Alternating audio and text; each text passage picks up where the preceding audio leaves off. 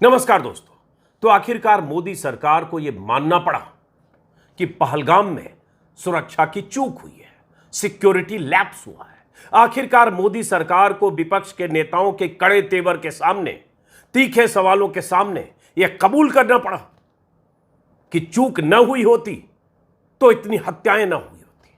लेकिन उस all party meeting में क्या सब हुआ, विपक्ष के किस नेता ने क्या कहा, अमित शाह किस बात पर भड़क गए, राजनाथ सिंह ने क्या कहा, केंद्र सरकार की तरफ से जो अधिकारी थे, केंद्रीय गृह मंत्रालय के अधिकारी, आईबी के अधिकारी, उन्होंने अपने प्रेजेंटेशन में क्या बड़ी बड़ी बातें की। क्या ऐसी स्थिति आई जिसमें चिढ़कर अमित शाह ने कहा कि यह सब हुआ तभी तो आज हम यहां बैठे।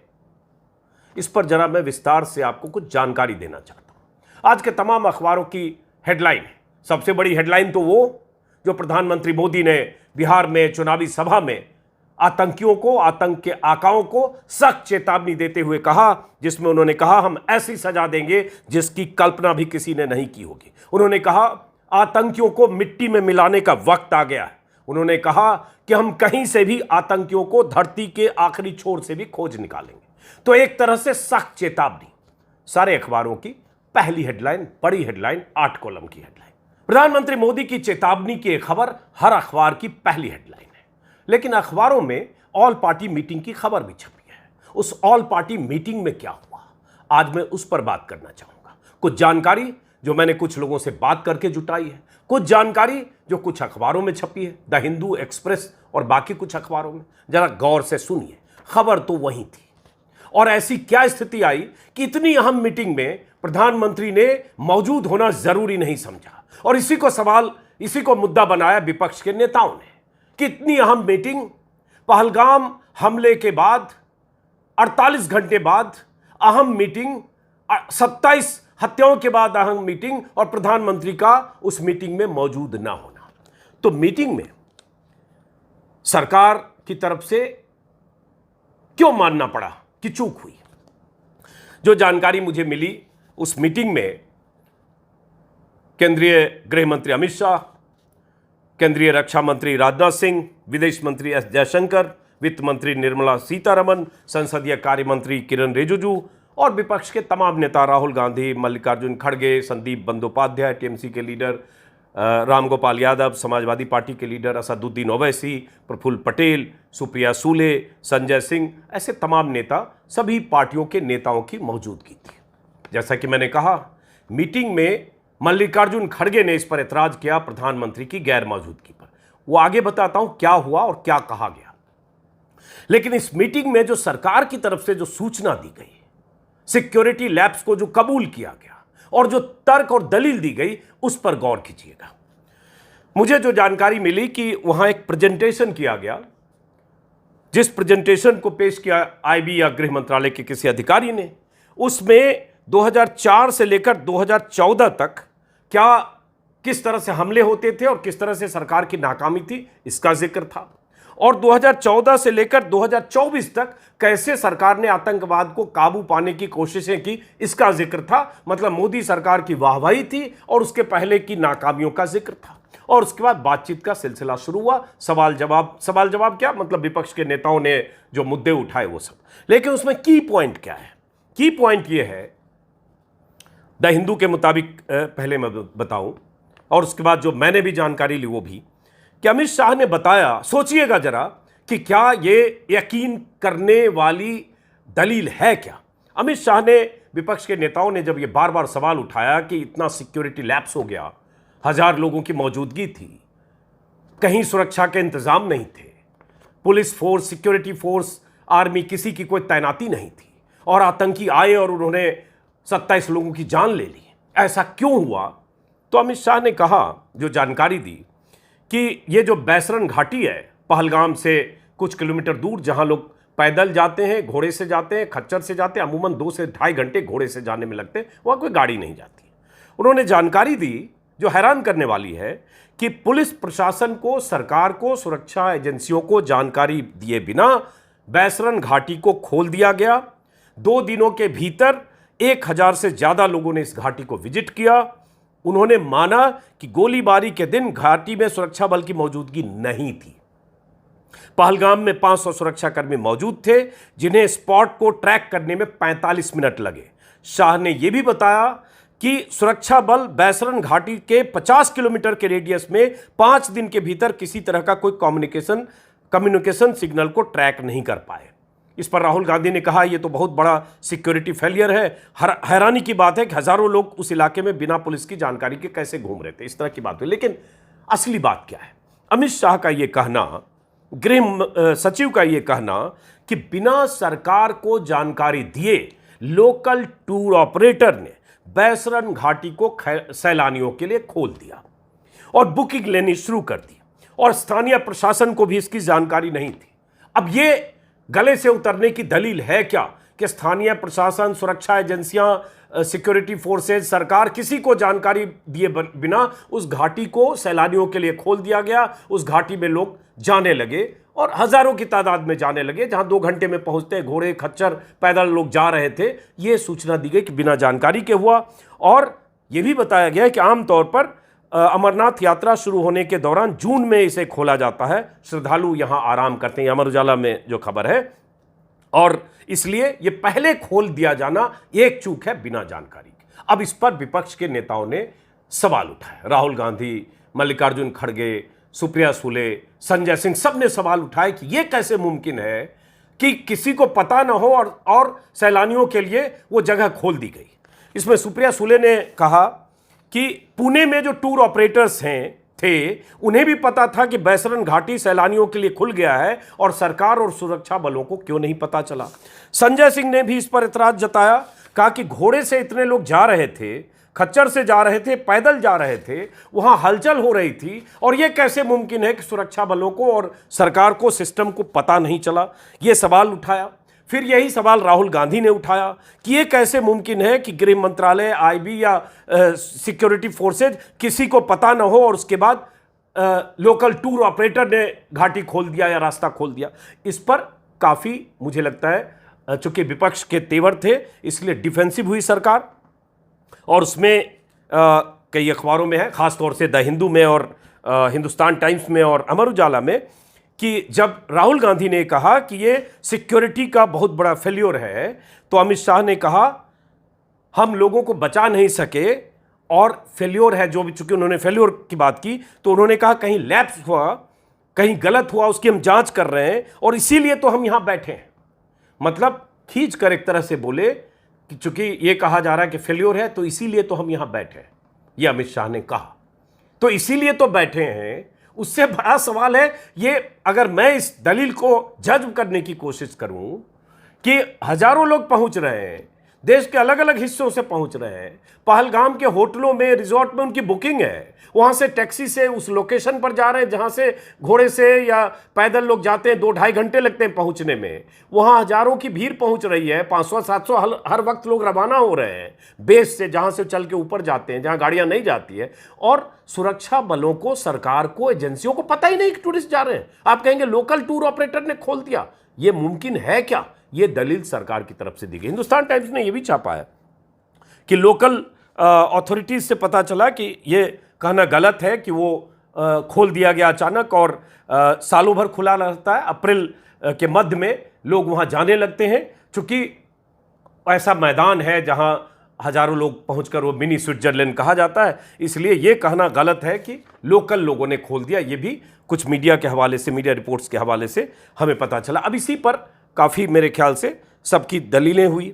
फिर मल्लिकार्जुन खड़गे ने इस पर सवाल उठाए। अब इसी को आप जरा ठंडे दिमाग से सोचिएगा कि 45-50 मिनट बाद वहाँ सुरक्षा बल या जो भी आर्म फोर्सेज थी वहाँ पहुँची। 50 मिनट 45 मिनट बाद जो लोग बच कर आए या जिनके परिजनों की हत्या हुई, उसने उन तमाम लोगों के बयान पिछले 2 दिनों से लगातार आ रहे थे। शायद उनके बयानों ने सरकार को, सरकार की नाकामी को, सुरक्षा बलों की गैर मौजूदगी को एक्सपोज किया, इसलिए सरकार को यह बात माननी पड़ी। तो उस दलील में अब यह कहा गया कि लोकल टूर ऑपरेटर ने खोल दिया। तो फिर स्थानीय प्रशासन से लेकर तमाम एजेंसी के फेल्योर का सवाल है। और सही सुप्रिया सुले ने कहा पुणे में लोगों को पता था, सबको पता था, सिर्फ सरकार और सरकारी एजेंसी को, सुरक्षा बलों को नहीं पता था। उसमें यह भी हुआ कि प्रधानमंत्री की गैर मौजूदगी का सवाल उठा। प्रधानमंत्री की गैर मौजूदगी का सवाल इस अहम मीटिंग में मल्लिकार्जुन खड़गे ने उठाया। हालांकि मैं चाहता हूं खड़गे ने क्या कहा, छोटा सा हिस्सा उनका वीडियो आप सुनिए जो मल्लिकार्जुन खड़गे ने कहा। देखिए, सवाल हमने पहले से यही सवाल उठाया कि ऐसे महत्वपूर्ण मीटिंग में प्रधानमंत्री जी खुद रहना जरूरी है, क्योंकि वो जो निर्णय लेते हैं वो फाइनल होता है। आज जो डिफेंस मिनिस्टर के नेतृत्व में जो मीटिंग हुई और वहां पर अमित शाह साहब भी हाजिर थे और दूसरे मिनिस्टर्स भी हाजिर थे और ऑल पार्टी मीटिंग में सभी पार्टी के लोग आए थे, जिसमें जितने भी लोगों को खड़गे ने और भी कई सवाल उठाए। विपक्ष के नेताओं ने यह भी कहा कि हम इस लड़ाई में आतंक और आतंकवाद के खिलाफ इस लड़ाई में हर तरह से सरकार के साथ हैं, लेकिन सुरक्षा की नाकामी, खुफिया एजेंसियों की नाकामी, इसकी जिम्मेदारी भी तय होनी चाहिए। अब चूंकि सवाल उठा प्रधानमंत्री की गैर मौजूदगी का, हालांकि मैं कहूंगा प्रधानमंत्री जानबूझकर इस मीटिंग से दूर रहे होंगे, क्योंकि प्रधानमंत्री विपक्ष के नेताओं के सामने अपनी सरकार की नाकामी मान ले, लैप्स को मान ले, तो ये उनकी फितरत से बाहर की बात है। क्योंकि ऐसा ही हुआ था जब गलवान वैली में हिंसक झड़प में हमारे 20 जवान शहीद हुए थे।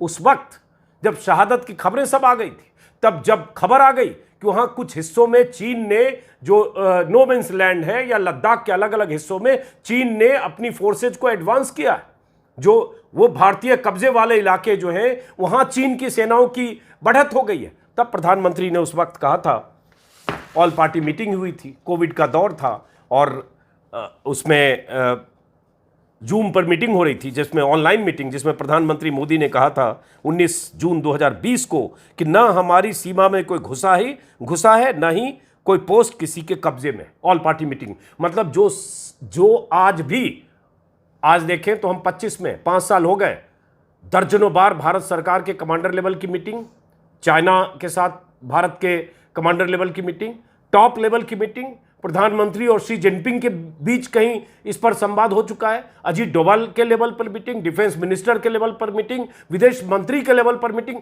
हर बार ये 5 साल तक हुआ है। कितनी बार हुआ है कि चाइना डिसएंगेजमेंट करे और चीन अपनी सेनाओं को पीछे हटाए जहां चीनी बढ़त हुई है। लेकिन प्रधानमंत्री ने खारिज कर दिया था उस समय कि ऐसा कुछ हुआ नहीं, क्योंकि वो कबूल करना नहीं चाहते कि कहीं उनकी सरकार से कोई चूक है। यहां भी प्रधानमंत्री ये कैसे कबूल करते इस मीटिंग में कि उनकी सरकार से कोई चूक हो गई और सुरक्षा की चूक हो गई, और ये चूक प्रधानमंत्री अपने माथे पर नहीं ले सकते थे, इसलिए उन्होंने अमित शाह और राजनाथ सिंह और बाकी मंत्रियों को विपक्ष को नेताओं को ब्रीफ करने के लिए छोड़ दिया। तो इस बार भी प्रधानमंत्री के सामने यह संकट रहा होगा। अब जब मल्लिकार्जुन खड़गे ने कहा कि प्रधानमंत्री यहां क्यों नहीं थे, और प्रधानमंत्री दोपहर में मधुबनी में रैली कर रहे थे, देश पूरा शोक मना रहा था, लेकिन प्रधानमंत्री चुनावी रैली से बाज नहीं आए, तो राजनाथ सिंह ने कहा कि मैं मतलब चूंकि वो रक्षा मंत्री है, मैं ही इस मीटिंग को चेयर करता हूं।